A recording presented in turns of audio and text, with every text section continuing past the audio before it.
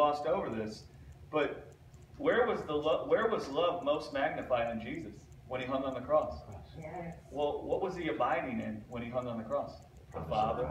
What promise? The promise of life? Eternal life. So what was he abiding in? He was abiding in the Father as his life. Well, the Father's life can't be corrupted.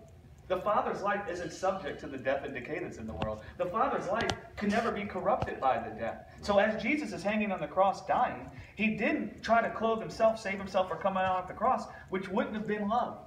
Because how did Jesus describe love? In Matthew 5. And when he was describing the life of God, when a person smacks you across the face, you turn and give them the other cheek, he said.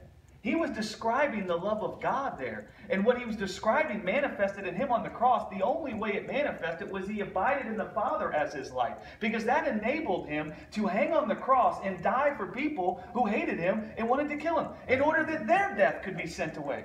And so love poured out of him even as he was dying on the cross. And those people were crucifying him because he abided in the Father.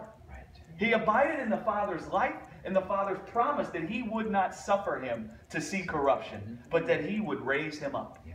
See, he abided in that. See, now when I abide in that, through Jesus, I see the same thing, Jesus and the Father. Now, me and Jesus gives me access to the same thing. Jesus is the Word of the Father. So Jesus abided in the Father's Word. Now, I can abide in the Father's Word through Jesus. Now I can abide in an incorruptible life. And so when people come and do me harm, I don't find the desire to preserve my own life, because I see my life's been preserved eternally in God. And now I'll find myself loving even those who are trying to hurt me and harm me.